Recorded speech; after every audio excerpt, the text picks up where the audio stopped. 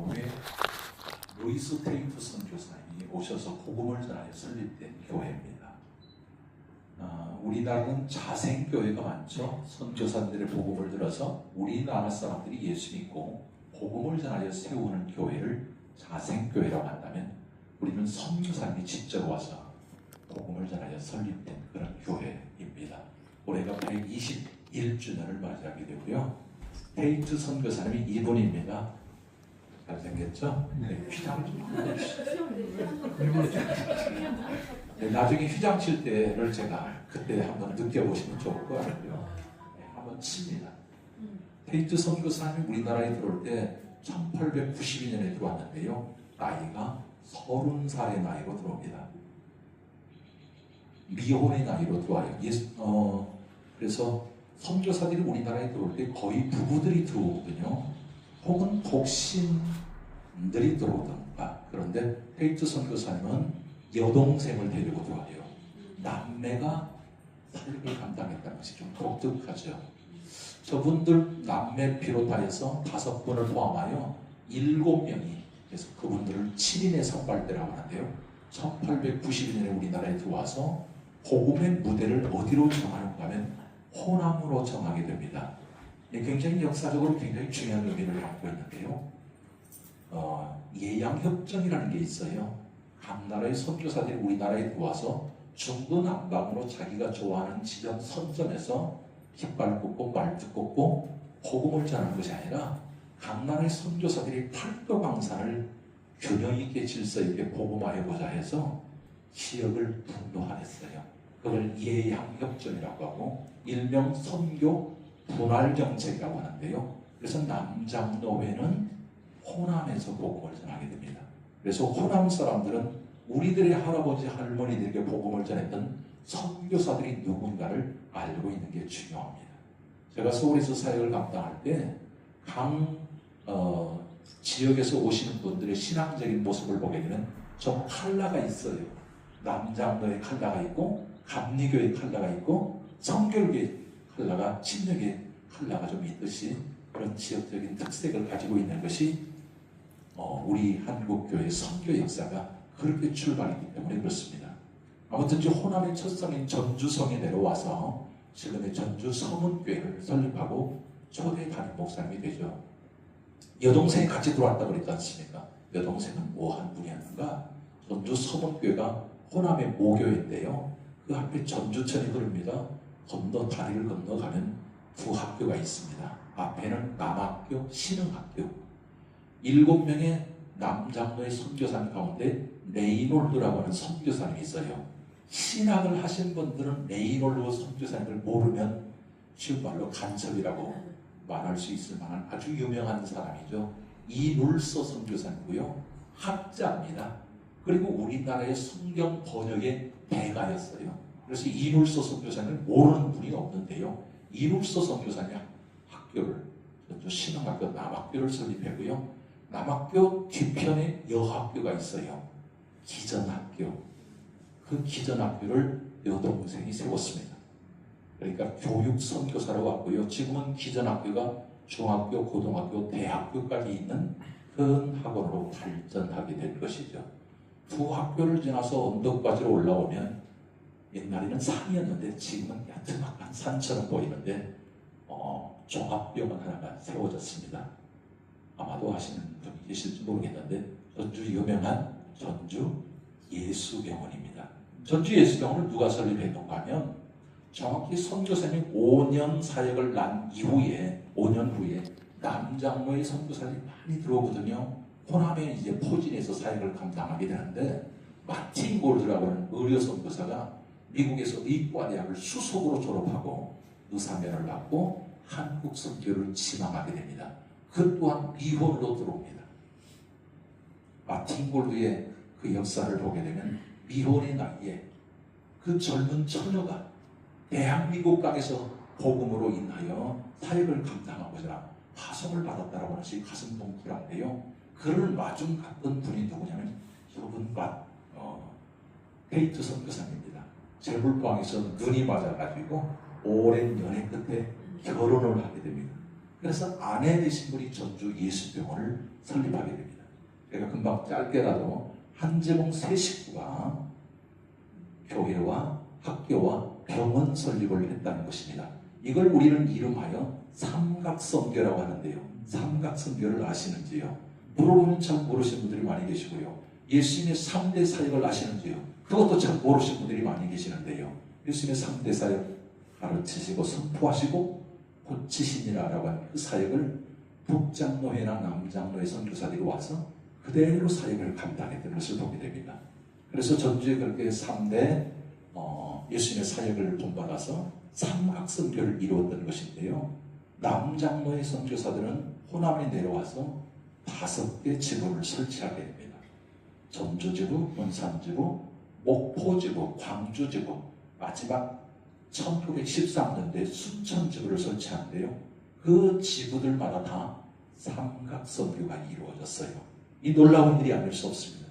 그래서 우리 교회에서는 봄소풍은 항상 다른 지역을 갈지라도 혹 반드시 거기를 거쳐오는데 이 5개 지부를 돌아서 와요. 그래서 항상 호남의 남장로에 복음을 전했던 그것을 우리가 현장을 가서 보고 어떻게 또 변화되었는가 하는 것들을 눈으로 보고 직접 경험하는 것이 역사의식을 많이 가지게 되는 중요한 계기가 되는데요. 그래서 권사님들이 지난 봄에는 순천지부를 다녀왔더니 여기가 그러니까 100년이 넘은 교회입니까? 100년이 넘은 학교입니까? 병원입니까? 그렇다니까요. 그래서 그 권사님들이 말씀이 이런 말씀이에요. 한국 역사가 이렇게 교육 발전이랄지 의료 발전이 있게 된 것은 이렇게 선교사들이 일찍이 씨를 심었기 때문이군요 하는 이야기를 들을 때 참 가슴 뭉클했습니다. 선교사님이 가정을 가졌으니까 하나님께서 뭘 주셨을까요? 자녀를 주셨는데 자녀가 풍토병으로 죽습니다. 많은 자녀들이 풍토병으로 죽잖아요. 자녀를 딱 하나 주셨는데 죽어요. 선교사가 와서 사역을 감당하는 중에 가정을 이루어서 복을 하나님께서 주셔서 태물을 주셔서 자녀를 주셨는데 자녀가 그만 성장하지 못하고 죽었다. 네, 예수병원 앞에 야트막한 산 야산에 그걸 선교자 묘역인데요. 선교자 묘역 앞줄에 묶어도 이 땅을 떠나지 않고 선교사님 내외에는 33년 동안 사역을 감당합니다. 33년 동안 78교회 교회를 세웠습니다. 네, 공감해 주셔서 감사합니다. 78교회 중에 하나가 우리 금산교회예요. 선교사님의 숨결이 머물러 있고 발길이 서려 있는 이 예배당 안에서 오늘 우리가 생각할 수 있는 매우 우리에게 주는 도전이 있다고 한다면 우리는 어느 만큼 복음에 대한 열정과 열심을 가지고 있는가를 생각하게 합니다. 태평양을 건넜을 때 저분들은 배를 타고 왔는데 2달을 걸렸습니다. 이 호남까지 내려올 때 말을 타고 내려왔고요. 모악산을 넘어왔을 때 말을 타고 넘어와서 복음을 전했습니다. 수많은 가시밭길을 이루 말할 수 없이 걸었을 터인데 마다하지 아니하고 가정이 그렇게 세워졌음에도 불구하고 자녀가 먼저 하늘나라로 갔음에도 불구하고 이 땅을 떠나지 않고 복음 사역을 감당하여 복음을 전하는 곳곳마다 교회를 세웠다니 참 가슴 뭉클한데요. 그래서 이 자리에서 오늘 우리에게 주는 도전은 복음을 위한 우리의 열심을 생각하셔서 선교사의 그 열정을 나에게도 우리에게도 허락하여 달라고 간절히 구하는 우리들이 되었으면 얼마나 좋겠나 이런 생각을 해봅니다. 복음을 전하면 저 예전에 목회자로서는 이런 생각을 했습니다. 복음을 전하면 죄에서 구원받고 하나님의 자녀가 되는 기쁨을 누립니다 라고 하는 정도에서 생각을 했는데 그걸 훨씬 더 초월하고 능가하는 일이 뭔가 하면 이 땅에 영광스러운 교회가 세워진다는 사실입니다. 복음을 전하는 영광스러운 교회가 이 땅에 세워져서 하나님의 거룩한 뜻을 이루는 교회를 이룰 수 있다는 이 사실로 오늘 우리에게 주신 귀한 복음을 가두지 마시고 담대히 주변 사람들에게 나누어서 복음을 전함으로 우리가 섬기고 있는 교회를 더더욱 흥황케 하는 복되게 하는 왕성케 하는 일을 감당하는 우리 모두가 됩시다. 아멘. 선교사님이 초독상 이자에 팍 와서 세 분에게 학습을 주는 날로 우리 금산교회가 세워졌어요. 이게 우리 금산교회 당회록 영인본 1권인데요. 여기 보면 설립일이 1905년 10월 10일인데 학습 주는 날이었어요. 저는 이걸 보고 깜짝 놀랐는데요. 야, 이만큼 성례가 중요하구나. 우리 개신교가 얼마나 성례를 참 많이 약화시켰다라고 하는 사실을 오늘 우리가 역사를 통해서 배워야 되는데요. 얼마나 성례가 중요합니까? 할비는 참교회 표지는 거룩한 성례를 시행하는 것으로부터 시작된다고 말씀을 드렸는데 오늘 우리는 너무 성례가 형식화되어 있는 것을 보게 됩니다. 아무튼지 학습을 주는 날로 우리 금산교회가 세워졌는데 교회가 세워지면 우리 잘하는 신앙행위 중에 으뜸은 예배신앙이잖아요. 예배당이 없어도 예배를 드리기를 사모하는 우리 한국교회인데요. 소독상 장로 사랑채에서 예배를 드립니다. 자신의 사랑채를 예배당으로 내주었던 헌신이 시작되었고 그 헌신이 있었기에 121년 동안 이 땅에 이곳에 항무지와 같은 이곳에 복음이 심어졌고 교회가 세워졌던 것을 보게 되는데요. 그러다가 3년 만에 이 예배당을 건축하게 됩니다. 이 예배당은 1908년 건축으로서 118년 된 예배당입니다. 이건 복원된 게 아니고 재현된 게 아니고 원형 그대로 있는 118년 된 예배당으로서 일명 기역자 형태의 예배당이고 이 예배당은 27평 정도 되는 예배당인데 보문화재 자료 136으로 지정되어 있는 문화재일 뿐만 아니라 한국 기독교 사적지 우리 합동교단입니다. 대한예수교단의 합동교단에 2호로 지정되어 있고요. 작년에 유네스코 종교문화재 잠정 등록으로 등록되어 있는 문화재 예배당입니다. 이 예배당을 제가 만만항에서 소개를 해서 남자 출입문이나 여자 출입문이나 안내를 해서 그렇게 들어오셨잖아요. 앉아 있는 회중 공간이죠. 눈썹미가 있는 분들은 금방 남녀 회중 공간의 차이를 발견하게 될 겁니다. 어디가 더 넓죠? 남자 회중석이 더 넓은데요. 한옥은요 창문수에 따라서 넓이 크기를 확인하게 됩니다. 남자는 4칸 넓이, 여자는 반토막입니다. 어찌하여 반토막일까? 라는 것도 의미가 있습니다. 건축비가 부족해서 땅이 부족해서 반토막짜리가 아니라 1908년 건축 당시 남자와 여자의 성 비율을 반영한 건축물이에요. 이 말은 무슨 말이에요? 남자들이 더 많았다는 이야기입니다. 우리 한국교회는 남자들이 더 많았어요. 선교사한테 복음을 전할 때 여성들에게로 얼굴 맞대고 복음을 전하는 시절이 아니에요. 그래서 남자들이 먼저 예수를 믿었고 잘 믿었고 다수였습니다. 여성들이 어떻게 복음을 들었을까요? 남자들로부터, 남편으로부터 복음을 들었어요. 가족 복음화에, 가정 복음화에 문이 누구 있는가 하면 남자들이었습니다.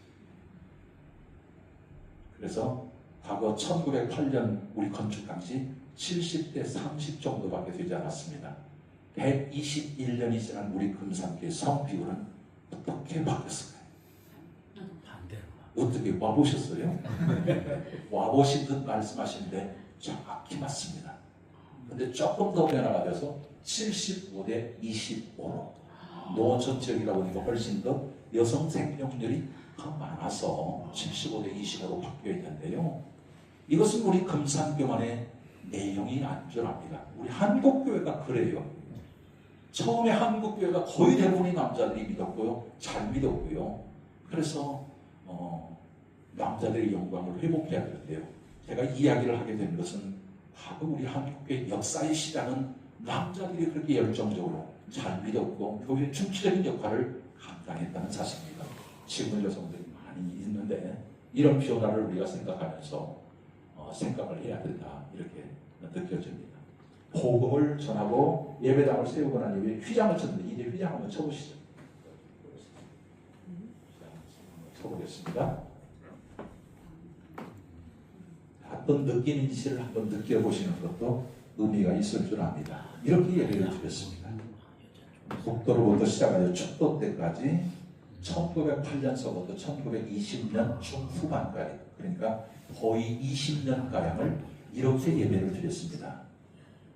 남자들은 예나 지금이나 다를 바가 없어 보이죠. 조금 다른 점이 뭘까요? 사랑하는 아내의 얼굴을 못 본다는 사실이고 여성들은 들어와서 예배를 드리는 순간 사랑하는 남편의 얼굴도 못 보고 강대상에 서 있는 목사님 얼굴도 보지 못한 상태로 이렇게 예배를 드렸던 것이죠. 그러다가 1920년 중후반에서야 휘장을 거두었는데요. 거둬볼까요? 조금은 답답하죠?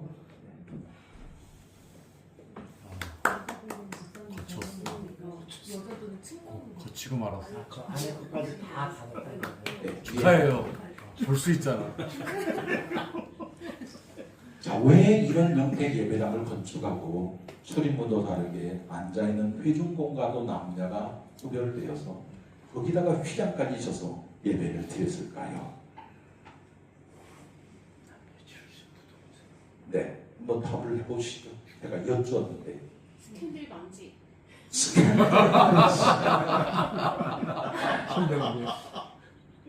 네, 신선한 해석을 해주시고 감사합니다. 또 다른 남녀, 네. 유교 사상의 결과라고 말이죠. 네, 그것은 정확하게 전주 유림들이 하는 이야기입니다.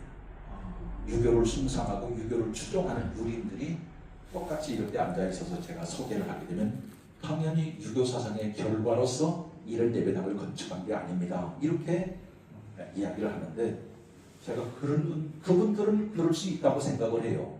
근데 한국 기독교인들이 대부분이 와서 이런 질문을 하게 되면 똑같은 유리들의 말을 그렇게 담아내는 것을 보게 됩니다. 역사 의식이 있나 이런 생각을 해보는 거죠. 네.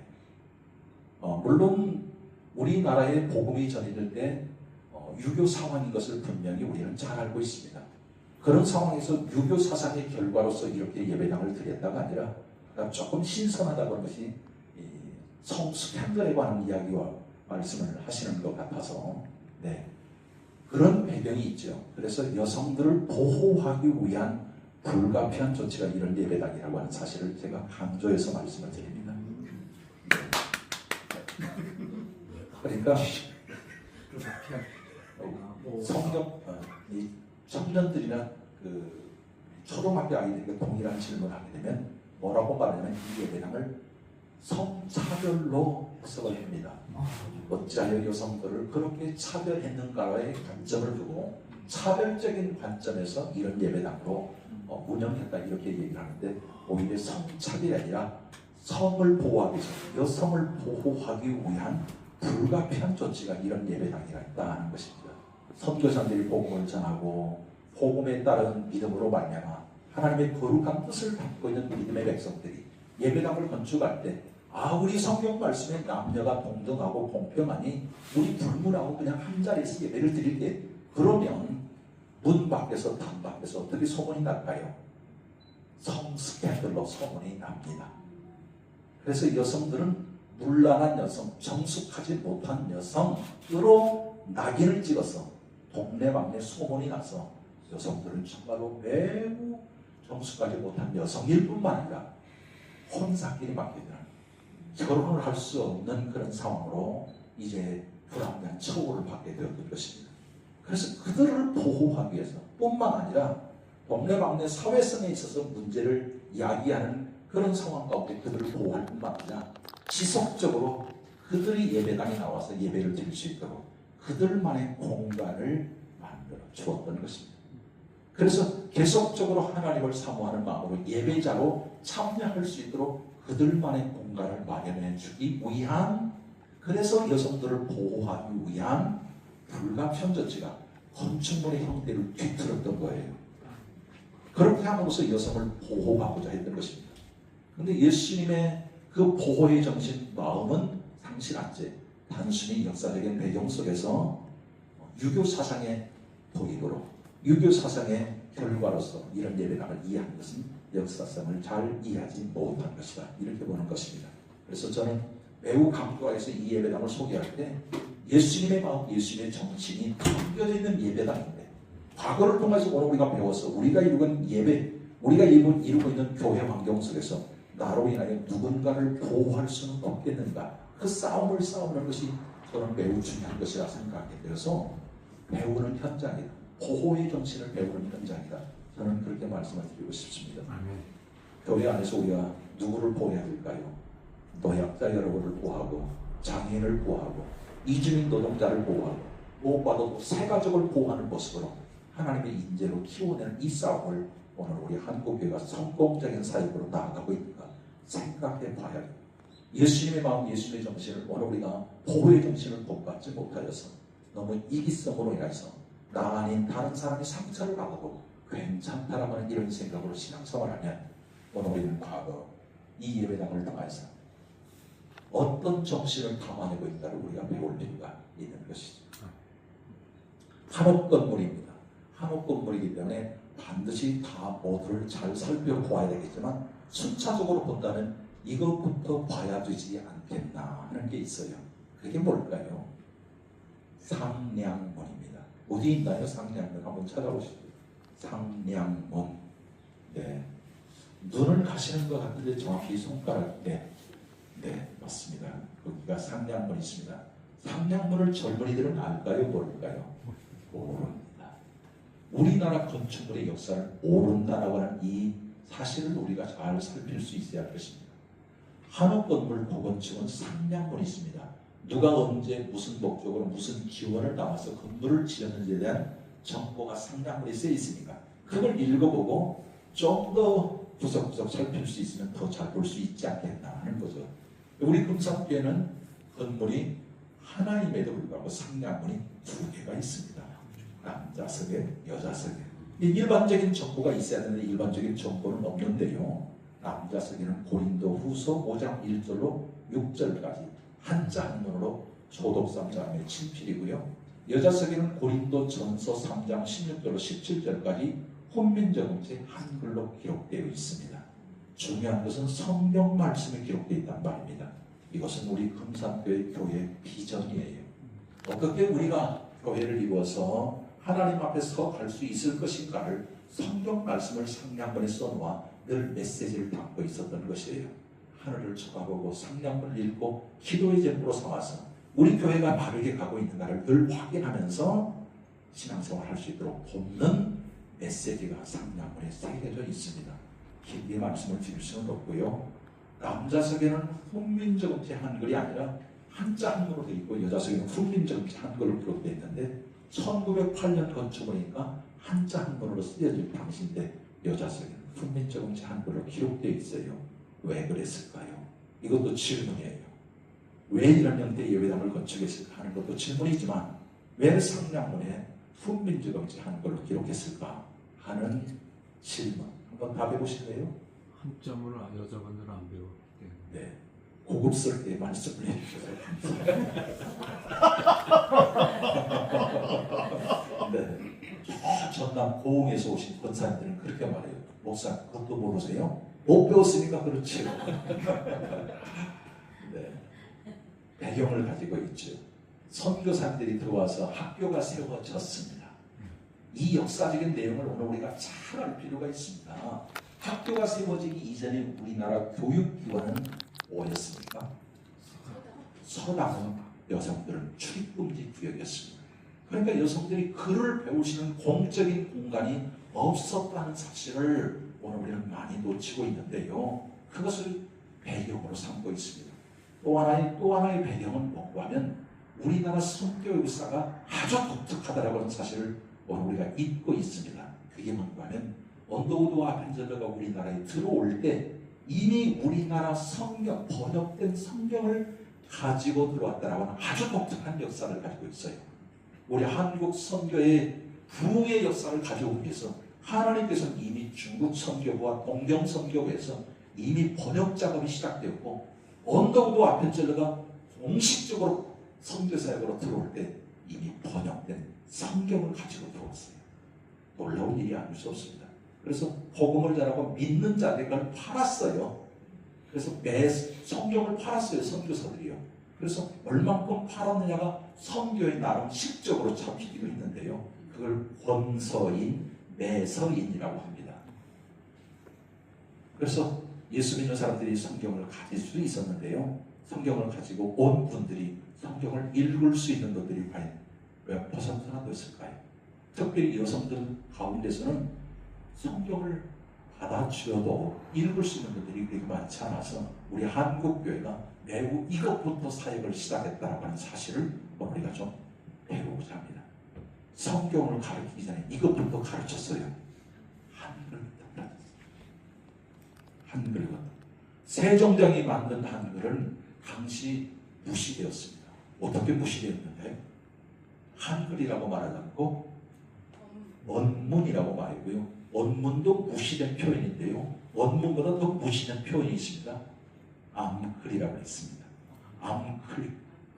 여성들만 읽을 수 있는 글이다. 이렇게 암글이라고 했고요. 암글보다 더 무시된 표현이 있습니다. 제가 차마 입에 담기 좀 뭐합니다만 개글이라고 했습니다.